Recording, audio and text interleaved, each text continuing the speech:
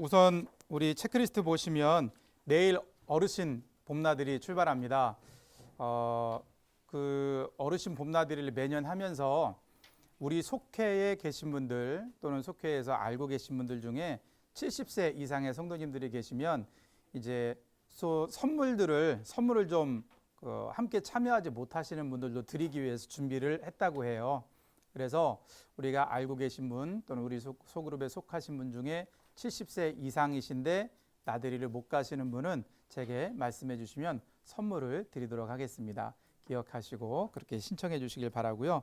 또 내일 오시는 분들은 출발을 8시 반으로 예정을 했기 때문에 한 20분까지는 교회 도착하셔서 출석 체크도 하시고 간식도 받으시고 또 여러 가지 안내 사항도 들으셔야 해요. 그래서 8시 20분까지는 꼭 오실 수 있도록 그렇게 안내 부탁드립니다. 그리고 다음 주는 우리 교회 소그룹에서 하고 있는 사랑 나눔 금식 후원의 주간입니다. 그래서 우리가 후원하는 귀한 사람들, 단체 그리고 우리 지역사회를 위해서 계속해서 한 끼 이상 금식하시고 후원 부탁을 드립니다. 그리고 정말 중요한 일인데요. 우리 소그룹 모임 장소가 우리 뉴스페이스도 있고 각 가정에서도 모이고 또 다른 B동, E동, C동 그렇게 다른 개별 부속 건물에서도 모이잖아요.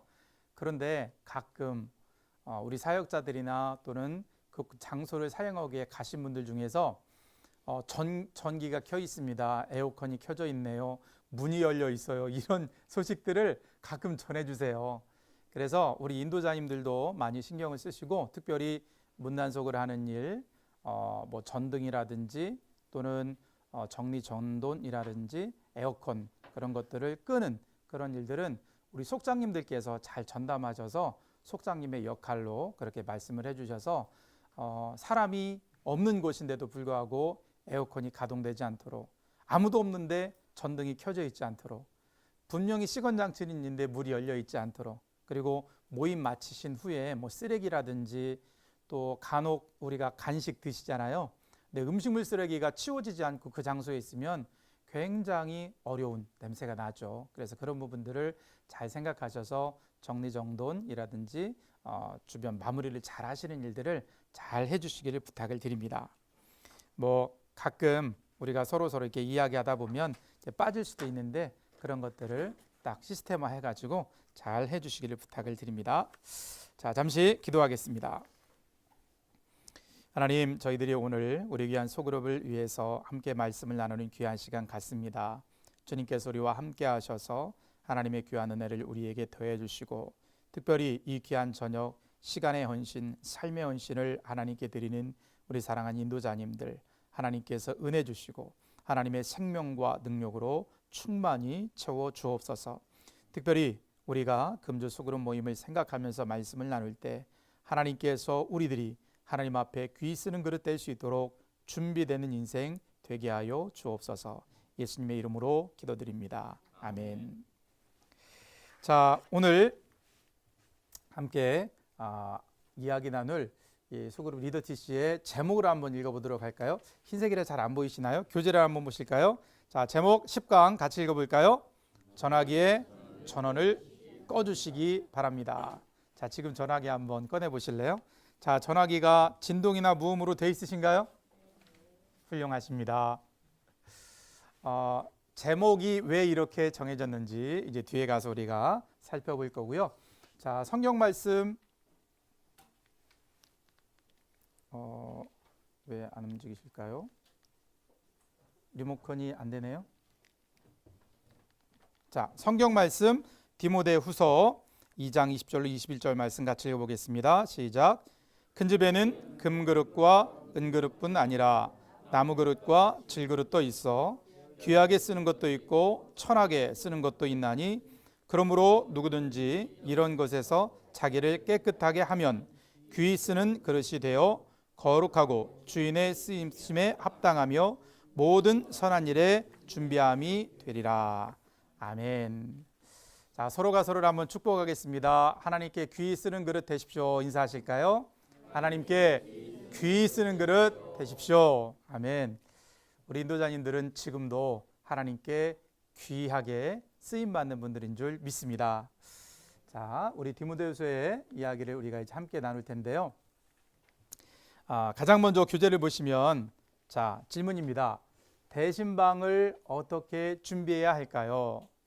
신방이 1년 내내 연중에 계속 진행되죠. 특별히 이제 어떠한 성도님 가정에 특별한 일이 있어서 뭐 결혼이라든지 또는 장례가 난다든지 또는 특정한 일로 기도 제목을 요청한다든지 이런 특별한 신방도 있지만 1년 내내 우리 교회 성도님들 전체를 신방하는 대신방이 계속 진행되고 있습니다. 우리 인도자님들은 대신방을 준비하실 때 가장 먼저 무엇부터 하시나요? 신방 준비에 대해서 한번 하나하나 준비되는 항목을 말씀해 주시면 좋을 것 같아요. 자, 처음 뭐 준비하시죠? 예, 청소하시고, 자, 또 어떤 일을 하시나요? 그릇이요? 예, 그릇 준비. 예, 또 뭘 준비하시나요? 기도 제목. 예, 맞습니다.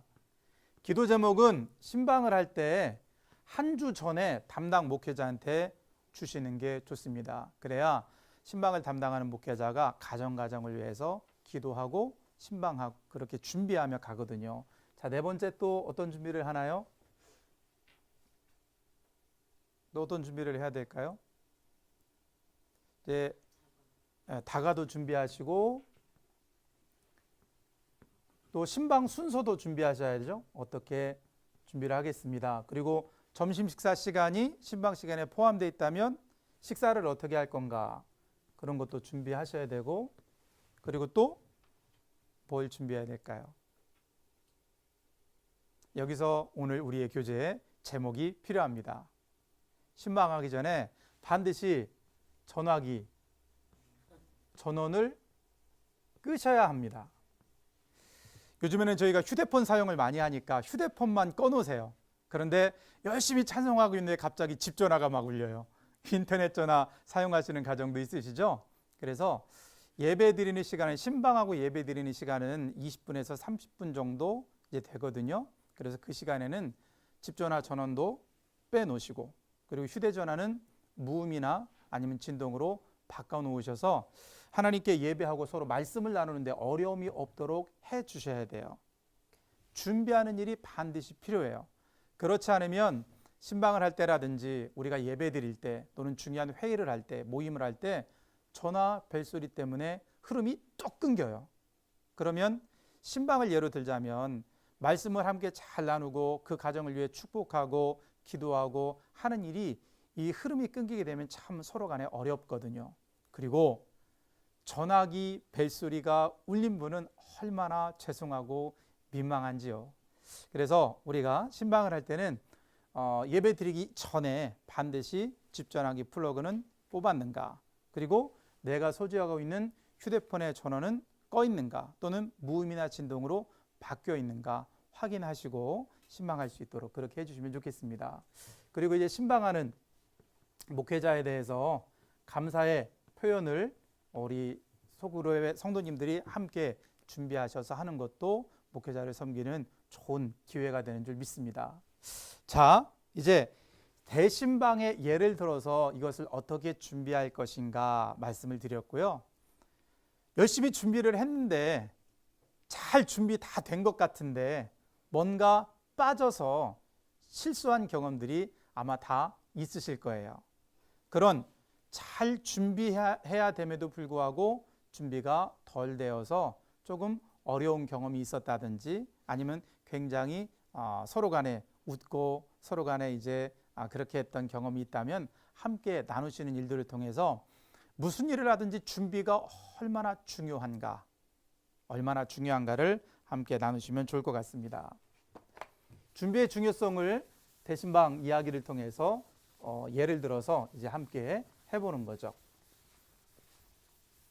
대신방 말고도 우리가 무슨 일이든지 준비할 일이 굉장히 많죠. 저도 이제 신방 열심히 하면서 제가 간혹 실수하는 것 중에 하나가 있는데 요즘에는 일정을 이제 다이어리 그런 종류를 사용하지 않고 대부분 휴대폰 일정을 등록하죠.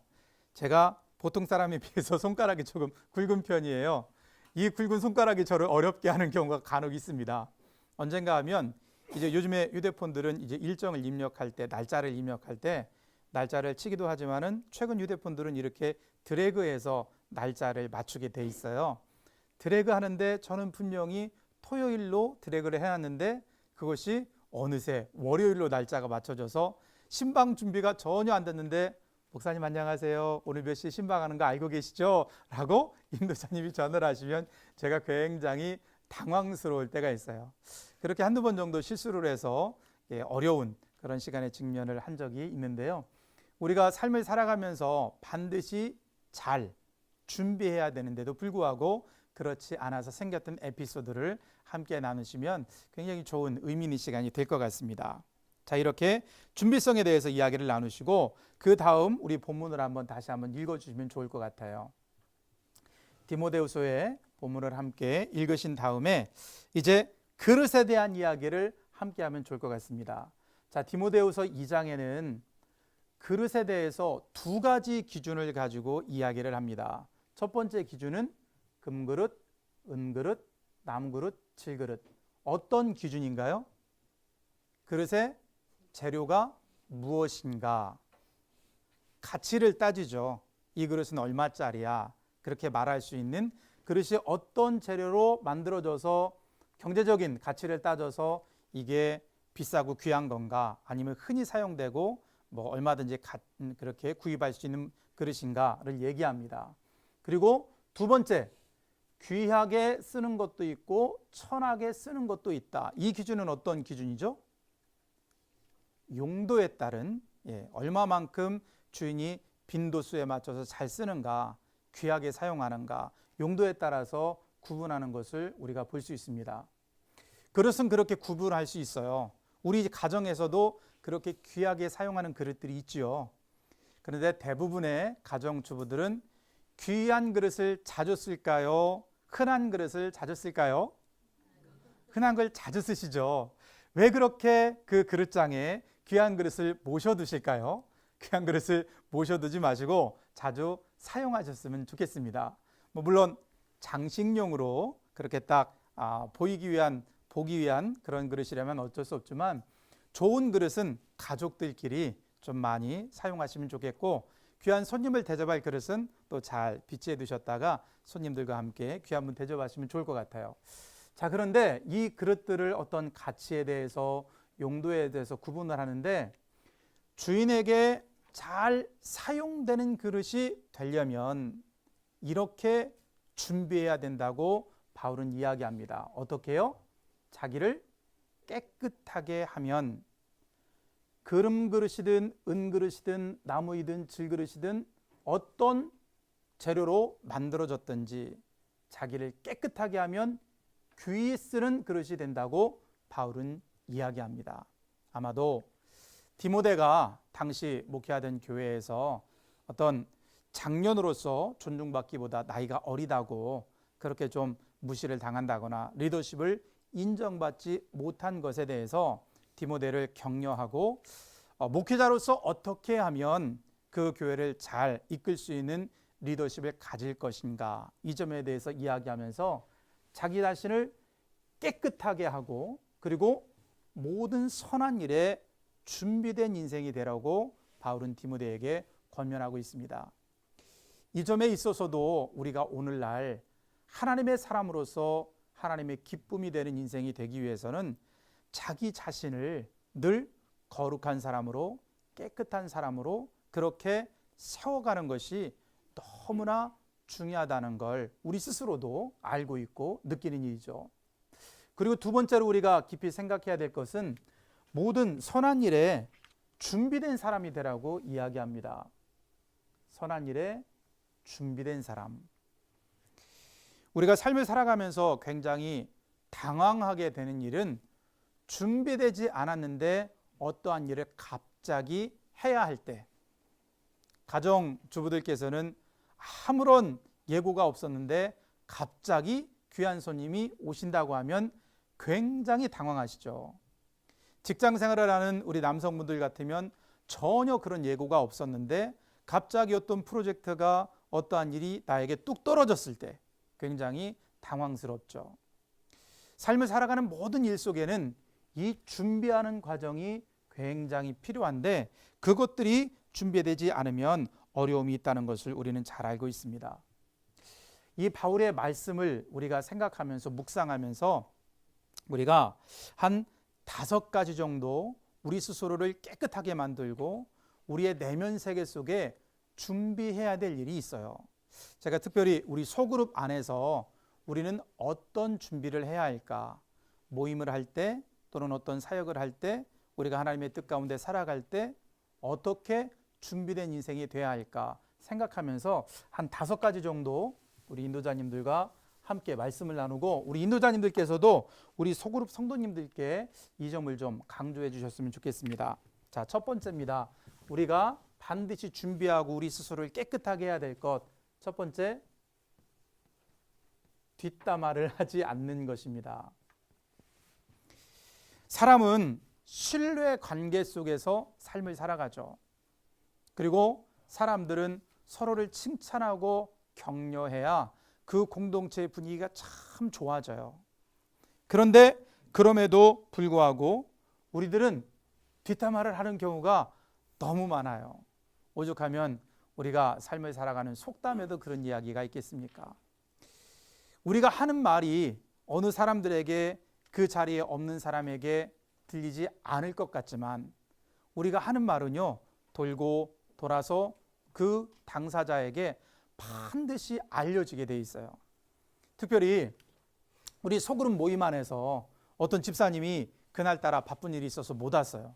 그러면 무슨 일이 있어서 못 오셨나 봐.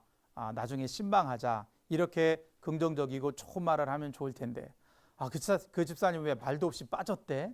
이런 이야기부터 시작을 해서 평상시 마음에 담아뒀던 불만스러운 마음을 자리에 없는데 이렇게 계속 이야기하면 그 소그룹이 잘 끈끈하게 하나 될 수 있을까요? 절대로 그럴 수 없습니다. 뿐만 아니라 우리는 이 뒷담화의 내용 속에 부정적인 이야기에 대해서 굉장히 민감하게 반응하셔야 돼요. 교회 공동체에 대해서, 신앙에 대해서, 우리 한국 교회에 대해서, 그리고 우리 소그룹에 대해서 또는 다른 소그룹에 대해서 어느 누구이든지 이 소그룹 자리에서 부정적인 이야기가 이야기의 주제로 떠오르지 않도록 우리 인도자님들이 그 시간을 잘 이끌어 주시기를 부탁을 드립니다. 한번 생각해 보세요. 우리 교회에 대해서 어떠한 일을 할 때, 또 우리 담임 목사님에 대해서 어떠한 이야기를 할 때, 목회자인 저에 대해서 또는 다른 인도자님이나 성도님들에 대해서 그 소그룹 안에서 어떤 이야기가 이야기로 주제거리가 되었을 때 건강하고 긍정적이고 미래 희망적인 이야기들을 나누는 것과 아니면 부정적인 이야기들을 나누는 것과 어느 때 우리의 소그룹이 하나님께서 기뻐하시는 깨끗한 그릇이 될까요? 말할 것도 없이 긍정적인 표현과 소망을 담은 이야기를 할 때 하나님이 기뻐하시죠. 우리 소그룹이 하나님 앞에 깨끗한 그릇이 되어서 서로가 서로의 어떤 긍정적인 신앙의 성장을 이루기 위해서는 우리는 늘 언제나 뒷담화를 하지 않고 긍정적인 이야기를 나누는 것이 너무나 중요합니다. 그런데 정말로 어떤 부분에 있어서 이런 점들은 조금 더 발전과 성장을 위해서 어떤 변화가 필요하다 하는 이야기들이 있다면 우리 인도자님들이 따로 시간을 내서 이야기를 들어주시고 또 그런 이야기들은 또 제게도 해주시면 우리 교회가 조금 더 하나님이 기뻐하시는 교회로 성장하는 데 있어서 의견을 조율을 해서 잘 아름답게 자라나게 될 줄로 믿습니다. 하나님 앞에 깨끗한 그릇 되기 위해서는 무엇을 삼가해야 되나요? 뒷담화를, 그 자리에 없는 사람 이야기는 하지 않는 것이 굉장히 중요하다는 것 우리가 생각해 볼 수 있습니다. 자, 두 번째, 우리가 하나님 앞에 정말로 귀히 쓰임 받는 그릇이 되려면 복음에 대한 확신이 우리 안에 분명히 서 있어야 되는 줄 믿습니다. 자, 질문하겠습니다. 한번 대답해 보세요. 마음으로 우선 대답하세요. 복음이란 무엇인가요? 자, 마음으로 대답해 보세요. 복음이란 무엇인가요? 다 대답하셨나요?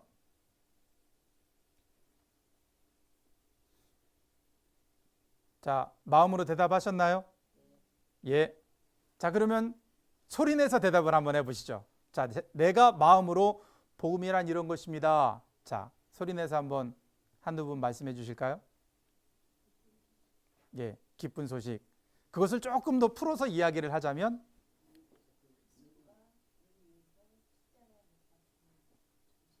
예. 예. 그 뒤에 뭐가 플러스 돼야 할까요? 그렇죠? 하나님이 그 사실을 믿는 자들에게 하나님의 선물을 주신 거죠. 구원의 선물도 주시고 이 땅에서 예수님이 주인 되신다고 하셨고 우리에게 생명과 평화를 주신다고 하셨고 늘 우리와 동행하신다고 하셨고 복음이란 이런 것입니다 하는 이렇게 누군가에게 대답할 수 있는 그리고 우리 자신에게 대답할 수 있는 확신이 있어야 돼요. 그리고 우리가 누군가를 만났을 때 정말 어려운 상황 가운데 있거나 또는 하나님의 부름을 받기 전이나 이런 분들에게는 빨리 복음을 증거해야 되잖아요. 그러므로 이러한 것들에 대해서 미리 준비하고 있는 삶을 우리가 살아간다면 하나님 앞에 정말 귀하게 한 영을 구원할 수 있고 어려움에 빠져 있고 절망에 빠져 있는 사람들에게 소망을 줄 수 있는 그런 믿음에 준비된 인생이 될 줄로 믿습니다. 자, 세 번째 우리가 가져야 할 하나님께 깨끗하고 하나님께 귀하게 쓰임 받을 수 있는 삶의 태도. 세 번째는 은혜를 기억하고 감사하는 삶을 사는 태도입니다. 사람들은 안 좋은 기억은 굉장히 오래 갖고 있어요. 어떻게 내가 그걸 잊을 수 있는가? 내 눈에 흙이 들어가기까지는 내가 절대로 잊을 수 없다고 이야기를 자주 해요. 그런데 반대로 정말 그 어려운 시기에 나를 도와준 사람, 나를 도와준 은혜에 대해서는 우리가 쉽게 잊는 경향성이 있습니다. 굉장히 젊은 친구들인데 제가 저런 태도는 너무나 귀하구나 생각하는 사람들이 있어요. 담임 목사님께서 이제 굉장히 오랜 시간 배재대학교에서 리더십 강의를 하셨죠. 리더십 강의를 하시면서 학생 수가 많을 때는요 한 80명, 90명이 한 강의실에서 수업을 들었어요. 그 강의를 목사님이 굉장히 오랜 시간 하셨어요. 그런데 그 배재대 학생들 중에서요 항상 스승의 날이 되면 담임 목사님을 찾아오는 두 사람의 제자가 있어요. 이 두 학생은 이제 사회인이 되었는데 목사님의 강의를 통해서 자신들의 삶이 변했다고 고백하는 사람들이에요. 그리고 그 리더십 강의를 통해서 생각이 바뀌고 삶의 태도가 바뀌어서 너무너무 감사하다고 스승의 날이 있는 주간에 항상 담임 목사님을 찾아와서 인사하는 두 사람의 청년이 있습니다. 은혜를 기억하고 감사하는 마음. 저도 그 두 친구를 보면서 삶을 배우고 삶의 태도를 배우게 되더라고요. 내게 있어서 감사한 분이 누가 있는가? 내게 있어서 스승과 같은 분이 누가 있는가? 이러한 삶의 태도를 갖고 인생을 살아가면 세상을 굉장히 아름답고 복되게 바라보고 우리도 그런 사람이 되기 위해서 굉장히 노력하겠죠. 우리 소그룹 안에서 이런 마음을 지니고 있다면 얼마나 서로가 서로에게 복된 이야기, 아름다운 영향력을 줄 수 있을까요? 우리의 직장에서도 우리의 사회에서도 우리의 가정에서도 은혜를 기억하고 감사하면 굉장히 놀라운 그런 변화들이 있게 될 줄로 믿습니다. 하나님이 기뻐하시는 깨끗한 그릇, 하나님이 귀하게 사용하시는 그릇, 은혜를 기억하고 감사하는 인생인 줄 믿습니다. 자, 네 번째입니다. 하나님께서 귀하게 사용하시는 그릇은 사람을 존중하는 태도를 갖는 거예요. 제가 어떤 기사에서 읽었는데요. 포항공대 대학원 원우회 회장으로 인도 사람이 선출됐답니다. 인도 출신 사람이 선출됐는데 300여 명이 넘는 원우회 그 대학원생들 중에서 150표인가요? 110표인가요? 좀 넘게 그렇게 표를 얻어서 당선이 됐다고 그래요. 그런데 이분이 원우회 회장이 되기 전까지는 굉장히 해피하게 생활했대요. 누가 자기한테 뭐 인도 사람이라고 해서 시비 거는 사람도 없고, 그리고 친구들하고 굉장히 친근감 있게 잘 지냈다고 해요. 그리고 뭐 생활하고 뭐 수업하고 하는 모든 것들을 영어로 이제 소통하니까 뭐 소통에 어려움도 별로 없고 굉장히 좋았는데, 원우회 회장이 딱 되니까요, 어쩜 그렇게 자기를 미워하는 사람이 그렇게 많은 줄 몰랐대요. 우리나라 사람들이 외국인들에게 가장 많이 쉽게 사람들을 어렵게 하는 말이 있죠. 야, 너네 나라로 그냥 가보려. 이런 말부터 시작해서 굉장히 어려운 마음, 그 마음을 갖게 하는 말들을 뭐 문자라든지 SNS라든지 직접 한다든지 이런 어려움을 겪었다고 해요. 왜 그런 일이 그 사람에게 일어났을까요? 그 사람을 존중하지 않기 때문에 그래요. 인도 사람이라고 존중하지 않았죠. 우리에 비해서 뭐 피부색이 좀 다르고, 그리고 그 민족마다 국가마다 풍겨나는 체취가 다르잖아요. 뭐 그런 것부터 시작해서 굉장히 모욕적인 언행도 일삼고, 또 그 사람이 공약한 어떤 공약에 대해서 불만을 토로하고, 왜 사람들이 그렇게밖에 말하고 행동할 수밖에 없나? 그것은 사람을 존중하는 마음이 굉장히 미약하기 때문입니다. 우리는 어느 누구이든 간에 어떠한 사람들을 굉장히 존중하는 마음을 가져야 할 필요성이 있어요. 왜 그럴까요?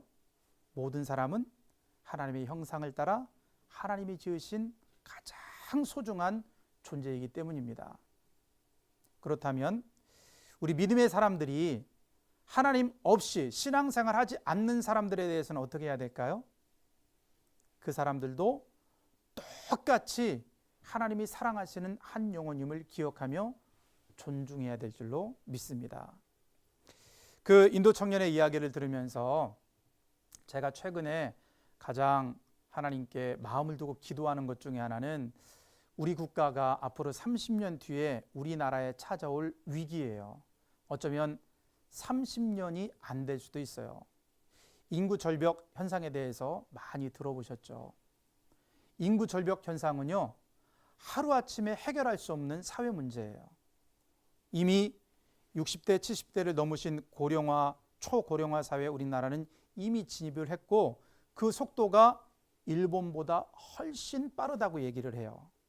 그렇다면 우리나라 출산율은 이미 1명도 안 돼요. 이런 사회 속에서 20년, 30년이 지나면 우리나라는 국가를 유지하기 위해서 어떤 정책을 펼칠까요? 아마 미국이나 캐나다나 다른 다인종 국가처럼 이민 정책을 자유화할 거예요. 그러면 굉장히 많은 동남아권의 사람들이 지금과는 다르게 자유롭게 우리나라에서 정착해서 살게 될 겁니다. 지금 외국인 비율이 그다지 높지 않은 지금도 우리 민족이 다른 민족에 대해서 존중하지 않고 어려운 마음을 주는데, 그런 이민 정책이 자유화됐을 때 우리 자녀들이, 그리고 우리들이 다른 민족, 다른 국가 사람이라고 해서 사람을 존중하지 않는다면 우리 사회가 어떤 어려움을 겪을지 우리는 우려를 갖고 하나님께 이 문제에 대해서도 기도해야 될 줄로 믿습니다. 뿐만 아니라 우리와 함께 살아가는 가족들에 대해서도 존중의 마음을 가져야 되죠. 가장 가까운데 가장 많은 아픔과 상처를 주는 게 누군가요? 가족이에요. 너무나 안타까운 일이죠. 그래서 우리 그리스도인들은 어떤 조건과 어떤 환경이 있는 사람이든지 존중하는 그리스도인이 되어야 할 줄 믿습니다. 자, 마지막입니다. 우리가 어떻게 해야 하나님 앞에 깨끗하고 쓰임받는 그릇이 될 수 있을까? 우리의 삶의 태도 중에 겸손함을 늘 유지하는 사람이 되어야 할 줄 믿습니다. 겸손함은 사람을 존중하는 것과 흐름을 같이 하죠. 교만한 사람은 다른 사람을 이용합니다. 그리고 교만한 사람은 사람들을 무시하고 사람들의 인격을 무시하고 상처를 주고 아픔을 만들어내고 이 잘 뭉쳐진 공동체를 산산이 다 깨부수는 그런 역할을 하죠. 그러나 반대로 겸손한 사람들은 흩어진 것도 모으게 만들고 깨어진 어떤 공동체도 하나 되게 만들죠. 하나님께서 바로 우리들을 사용하셔서 세상에 평화의 도구로 사용하기를 원하시죠. 평화의 도구로 사용받는 사람은 겸손한 인생인 줄 믿습니다. 바울이 디모데에게 이야기한 자기를 깨끗하게 하고 주인 앞에 쓰임받는 인생이 될 수 있는 일, 저는 우리 소그룹을 생각하면서 우리 그리스도인들, 우리 국가를 생각하면서 5가지를 생각해 봤습니다. 첫째, 뒷담화하지 않고 부정적인 이야기를 소그룹 안에서 절제하는 일.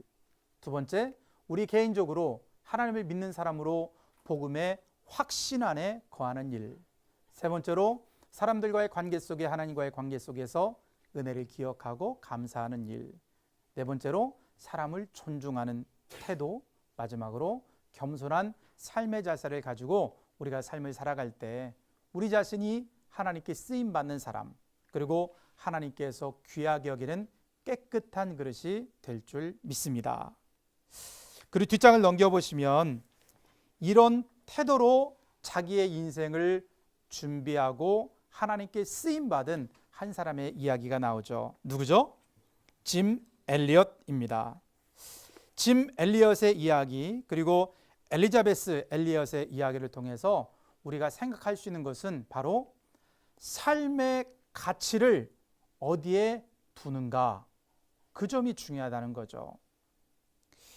이 에콰도르에서 목숨을 잃어버린 5명의 젊은 선교사들, 그 사람들의 사건을 통해서 일반적인 사람들은 왜 그들의 인생이 낭비되었는가라고 이야기해요. 그러나 엘리자벳 엘리엇은 왜 낭비라고 이야기합니까? 내 남편 짐의 삶은 바로 그때를 위해서 평생을 준비했고 하나님이 기뻐하시는 일을 이룬, 자신의 삶의 목적을 이룬 가장 빛나는 삶이었다고 대답하죠. 우리 그리스도인들은 하나님께 쓰임받는 사람이 되기를 원합니다.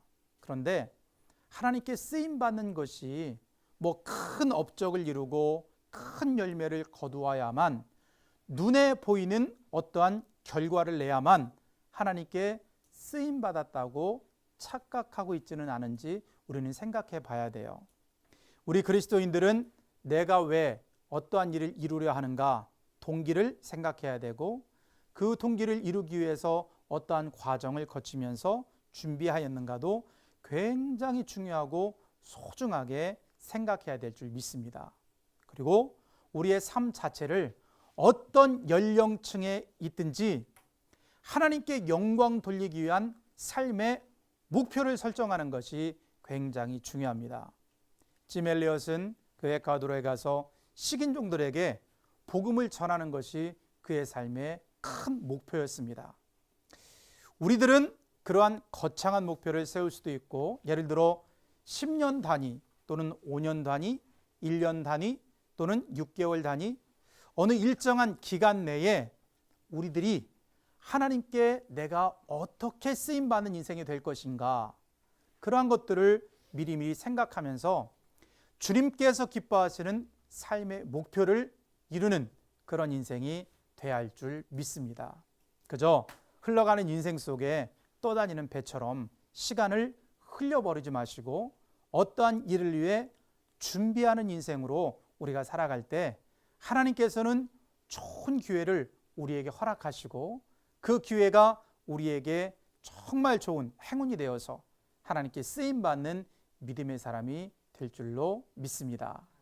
오늘 우리는 디모데후서 2장의 말씀을 통해서 하나님께 귀하게 쓰임받는 인생이 어떤 사람인가 5가지 생각해 보았고, 짐 엘리엇의 이야기를 통해서 우리가 사역하는 그러한 동기와 과정이 중요하다는 사실, 그리고 우리의 삶을 그냥 흘려보내는 인생이 아니라 어떠한 하나님께서 기뻐하시는 목적을 두고 삶을 살아가는 것이 중요하다는 이야기를 함께 나누었습니다.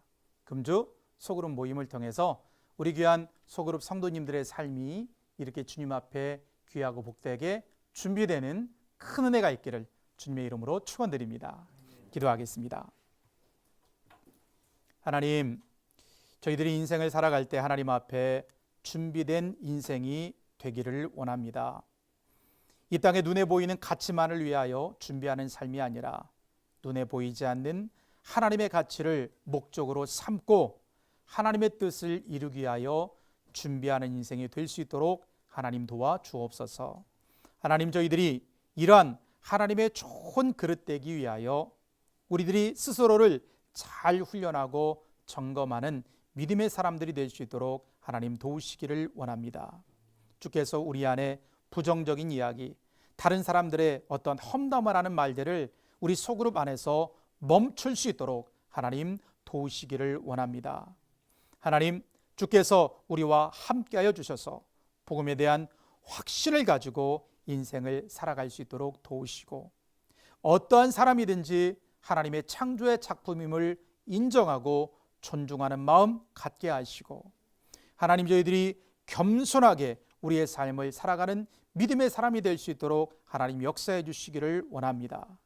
아버지 하나님, 우리의 삶의 여정 속에서 우리들이 단기적이든 또는 중기적이든 장기적이든 우리의 인생 속에 어떻게 하면 하나님께 영광을 돌릴 수 있을까? 우리의 인생을 생각하며 삶의 목표를 하나님께 두고 생활하는 우리 인도자님들, 그리고 우리 모든 소그룹의 성도들이 될 수 있도록 하나님 역사하여 주옵소서. 금주 소그룹 모임을 함께 나눌 때 이러한 깨끗하고 준비된 인생으로 우리들이 다 주님 앞에 성장하는 귀한 시간 될 수 있도록 하나님 역사해 주옵소서. 특별히 사랑하는 인도자님들 붙잡아 주셔서 하나님의 능력과 생명의 새 힘으로 덧입혀 주시옵소서. 예수님의 이름으로 축복하며 기도드립니다. 아멘. 귀한 시간 감사합니다. 수고하셨습니다.